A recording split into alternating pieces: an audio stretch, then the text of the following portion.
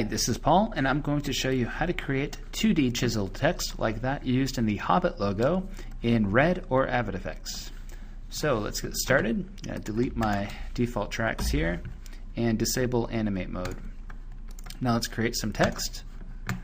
Just going to type Hobbit, lowercase o, but uppercase everything else. And the font I'm going to use is Callisto. I think that looks pretty close. And let's also make it Callisto bold. Also, if you're working at default settings, let us enable auto update and turn off the checkerboard background so we can see what we're doing. Alright, good. Now we can start. So if we take a look at the source title again, they do some interesting things with the font here. The B in the middle is smaller, and the T and the H go below the baseline for the rest of the letters. In fact, the H is split level, so they're not making it easy to replicate this look, but we are going to do it. So let's start with the B. We're going to make it B smaller. About 110 is good. Let's change the T now. Change the scale Y to be much bigger, and then increase the baseline so the top still matches the I. And that looks good. Almost looks like the Beatles typed font too. Anyway, alright, the H we're going to do later because that's a little bit more involved. Now let's change the color of the text. So click on this icon here, change the text fill from color to gradient, click on the gradient, and then change the type to bevel. Angle here lets you change where the light comes from. Towards the top is where we want it. Hit OK, and we already have a really good text result. We can stop right now if we want, but we don't want to, so we're going to keep going.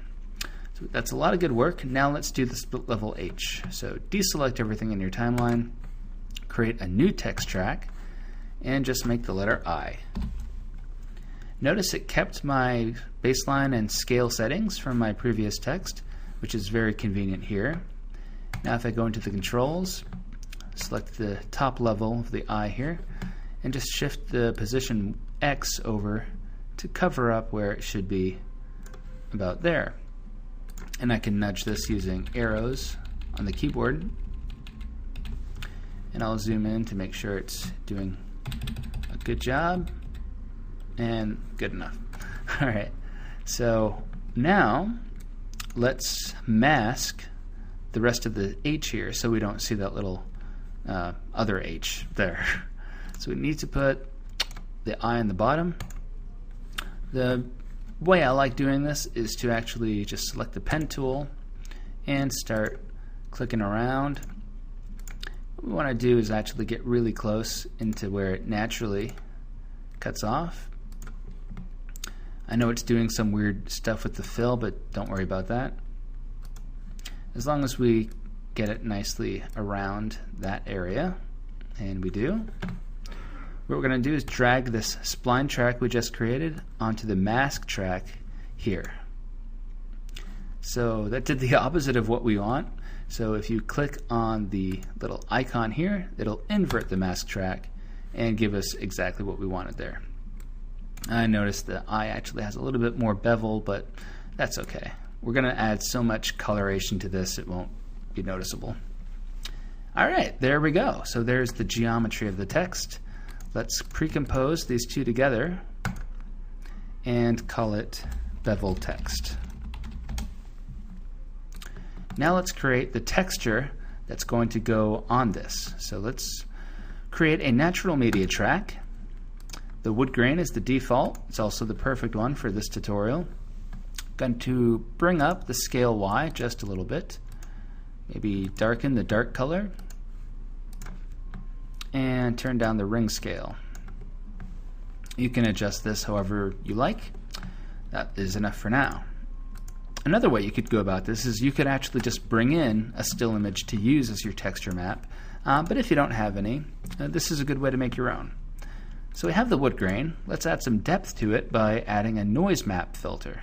So I'm going to add a new color solid here, add a noise map 2 filter, change the intensity to 100, increase the scale to about 150, and increase the turbulence all the way. Okay, so now that we have that, we're going to click on the solid color, go to the composite tab, and change the apply mode to multiply. So now it's adding texture to the wood track underneath it. A little bit too much. Let's back down the opacity of the solid color, and something around 70 looks good. Okay, now we're going to pre-compose these two together, call it texture, collapse it up, and now we're going to do some fancy things. So uncollapse it actually, select your bevel text and duplicate that, drag the new bevel text onto the mask track of the texture, and voila, you have Hobbit letters that have wood on them. Now, of course, it's very flat. It doesn't look as cool as the official logo does, so we're going to add some more filters to spice it up a bit. The first one is going to be a displacement map effect. So filters, distortion, perspective, and displacement map. So what we want to do is now twirl down the displacement map there, take the beveled text track, duplicate it again, and drag it up to the map track you see there. You might be noticing a theme with this process so far. So now we have the wood texture that is actually shifted its geometry to match better the lighting of the bevel. So it looks really good. I think I'm happy with that, but if you wanted to make changes, you can always click on displacement map and change the settings here, like more or less vertical distortion, for example.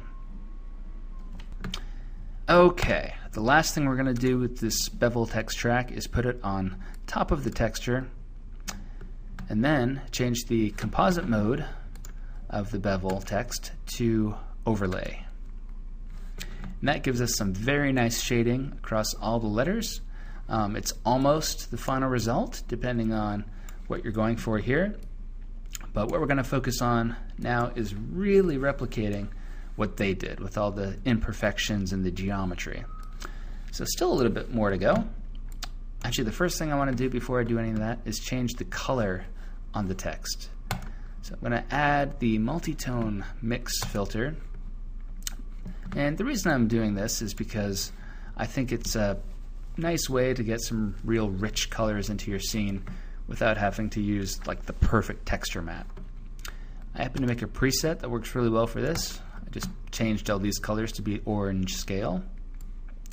You can see very dramatic lighting now on the letters, perhaps a bit too dramatic. I can lighten them up by bringing down the source 1 level. Good, very good. Okay, so now let's take all those and pre-compose them. And I'll call this base text. Now let's mess up the geometry. The first thing I want to do is unperfect these edges. These nice smooth edges are too nice and smooth. So I'm going to rough them up using the FEC Burn Edges effect. See, that certainly does the job. It also adds its own color on top of everything. So first let's turn down the burn intensity to 0. So that will keep the original colors we had underneath. Next, let's increase the size of the texture grain. Let's also increase the burn progression.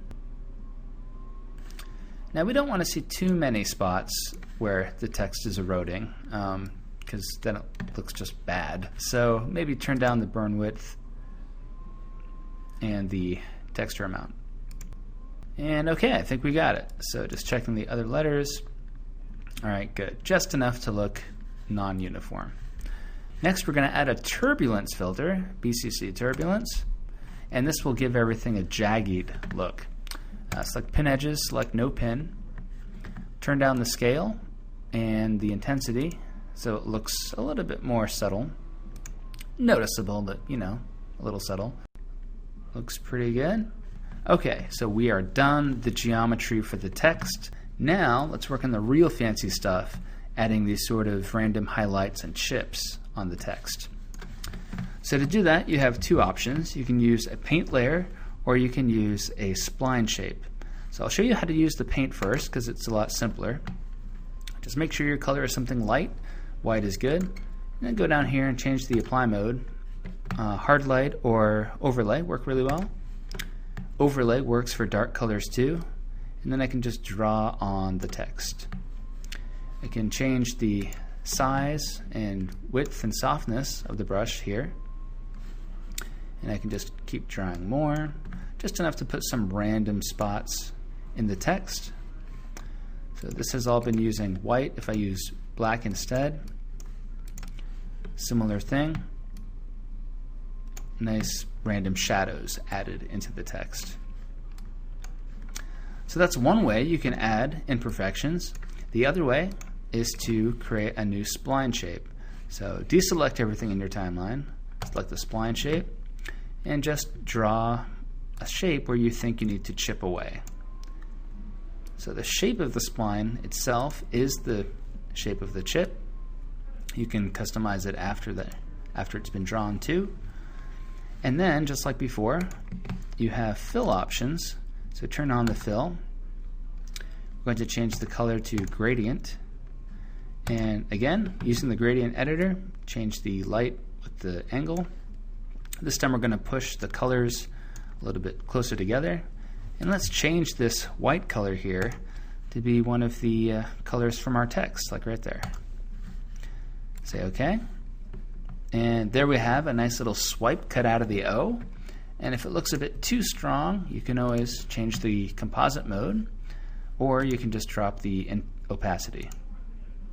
So dropping the opacity, I think, is the easiest and most consistent way to make it work, like so. I believe they have a random piece missing right there and right there. So if I just do the same thing on my text, the nice thing is that now that I created that spline fill style, it'll remember it when I create more of them. So if I create a shape here and on the T, it will just use the same fill.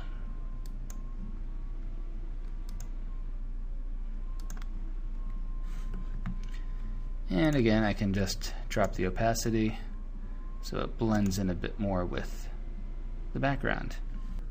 Okay, and there you have it. We have created the Hobbit-like text using red and pretty much nothing else.